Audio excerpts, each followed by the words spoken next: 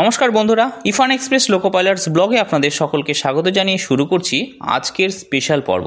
বন্ধুরা, আজকের এই পর্বে লোকো পাইলটসের ডিউটি ববি এন লোড, অর্থাৎ একটি ওয়াগনের নাম যেটা হচ্ছে ববি এন নামের ওয়াগন।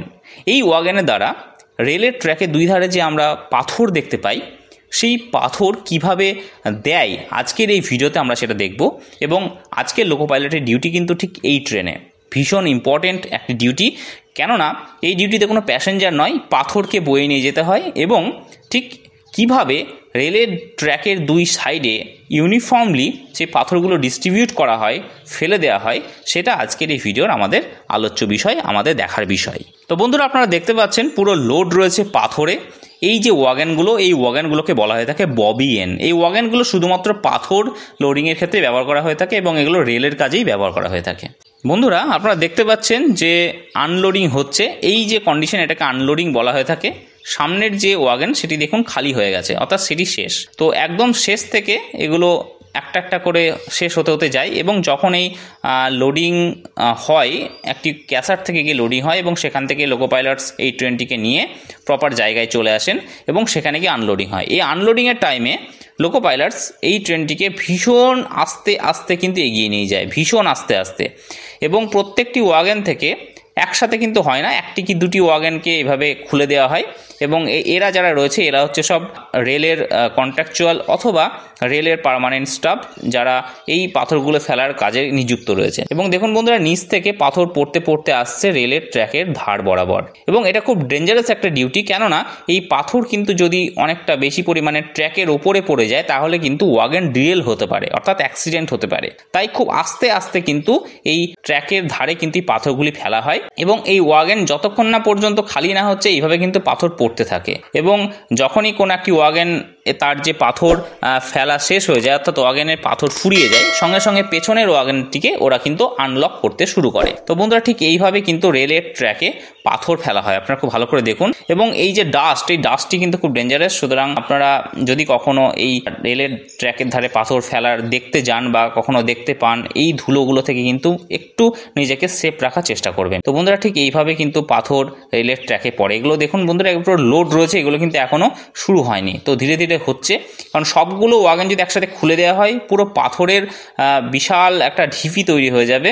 তো যে কারণের জন্য এভাবে কিন্তু একটা কি দুটো ওয়াগনকে খুলে খুলে এরা কিন্তু এই আনলোডিংটা করতে থাকে এবং রেল কিন্তু খুব আস্তে আস্তে কিন্তু এগিয়ে যায়।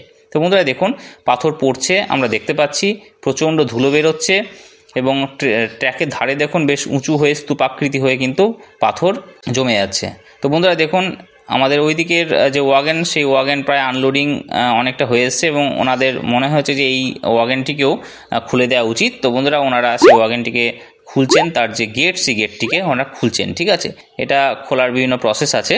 এবং এই যে গেট, এই গেটের যে মুখটা রয়েছে, এই মুখটা এমনভাবে দেওয়া রয়েছে যাতে করে পাথরটি ছিটকে খুব বেশি দূরে না যায়। তো বন্ধুরা, এরকমভাবে কিন্তু ধীরে ধীরে এগোতে থাকে এবং এই রেলের ট্র্যাকের উপরে কোনো পাথর পড়লে এনাদের দ্বারাই কিন্তু সেই পাথরগুলোকে সরিয়ে ক্লিন করে তারপর ট্রেনটিকে চালানো করা হয়। ঠিক আছে, না হলে কিন্তু স্তূপাকৃতিভাবে যদি পাথর থাকে রেলের ট্র্যাকের উপরে, ট্রেনের চাকার উপরে পড়ে ট্রেন ডিরেল হতে পারে, অর্থাৎ লাইনচ্যুত হতে পারে, যেটা একটা রেলের খাতায় একটা অ্যাক্সিডেন্ট।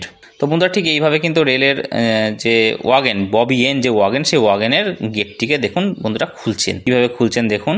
এবং এটা খোলা হয়ে গেলে ওনারা লিভারকে ঘুরিয়ে পাথর, তার যে গেট, সেই গেটের মুখটিকে ওপেন করে দেবেন, তারপর পাথর পড়া আবার শুরু হয়ে যাবে। তো বন্ধুরা দেখুন, ওই যে ওয়াগন দুটো রয়েছে তার পাথর কিন্তু অলরেডি মুখ পর্যন্ত আটকে রয়েছে, তাই সেগুলো আর পড়ছে না। আবার যখন ট্রেন মুভ করতে শুরু করবে, আবার তখন সেটা পড়তে শুরু করবে। তো বন্ধুরা, ঠিক এইভাবেই কিন্তু রেলের ট্র্যাকের দুই ধারে যে পাথর সেটা ডিস্ট্রিবিউট করা হয় এবং একসাথে এইরকম ধরনের 24টা কি 25টা ওয়াগনগুলো একবার আনলোডিং হয়ে গেলে তারপর আবার লোকো পাইলট সাহেব আবার ফিরে চলে আসেন ওনার হেডকোয়ার্টারে এবং অফ ডিউটি করে উনি আবার চলে যান রেস্টে। বন্ধুরা, লোকো পাইলটসের আজকের এই ডিউটিটা কিন্তু একটু অন্যরকমের, কেননা কখনো কখনো লোকো পাইলটসকে ট্রেনকে সামনের দিকে এগিয়ে না নিয়ে পেছনের দিকেও কিন্তু পিছোতে হয়। যখন বন্ধুরা লোকো পাইলটস পেছনের দিকে পিছোই, তখন কিন্তু প্রত্যেকটি ইনস্ট্রাকশন আসে ট্রেন ম্যানেজারের কাছ থেকে, অর্থাৎ ট্রেন ম্যানেজার বলে আস্তে আস্তে চলুন, ট্রেন ম্যানেজার বলেন যে একটু জোরে চলুন, ট্রেন ম্যানেজার বলে থাকেন যে লোকো পাইলট সাহেব একটু